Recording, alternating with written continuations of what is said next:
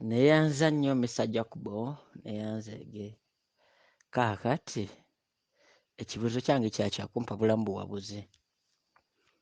Buzibu ki bw'olaba ku mukazi nga mukola omulimu gwe gumu n'ebbaawo era nga mukola mu ofiisi y'emu oba ekifo kye kimu, era birungi ki by'okirabamu? So kye mbadde njagala kye kibuuzo kyange ekisembayo. Buzibu ki bw'okirabamu singa muba mukola mu ofiisi y'emu oba nga mukolera mu kifo kye kimu, oba ebirungi ebikirimu? So kiri different sides. Neyanza nnyo Mr. Jacob. Obuzibu obuli mu ekyo kisookera ddala nti mutuuka ekiseera ne mubeera okwadde ku mulimu. Kyova laffe waffe etteeka erisookera ddala tokkirizibwa kwagala mukozi munno nga muli mu department y'emu. Mutuuka ekiseera ne mweremesa okukola ne mudda mu laavu yammwe.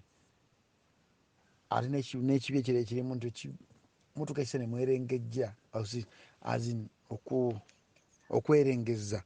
Tugeze omukazi ayinza okuba nga akusingako okufuna ssente ng'ate gweofuna ssente ntini, okitegeera. Ne mutuuka ekiseera nga tokyawera ng'omuntu, okitegeera. So ku bantu abasinga obungi ddala profession companies tezikikkiriza because love tosobola gigataganamu wamu nakukola.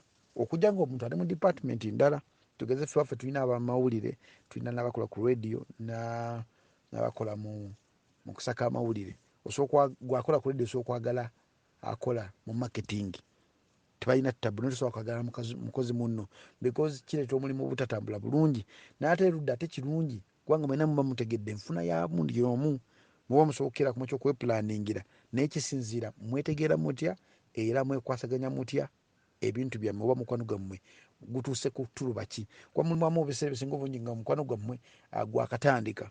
Omukwano gwakatandika gwe gubaamu nga tomuli makyuwa bulungi, temusobola kwekontrolinga mu bantu, okitegeera. Kyekivaamu oluusi ne mukolakola obuntu obuleetera okuba nti nno tegusobola kumaakingana n'ebintu bye mukola.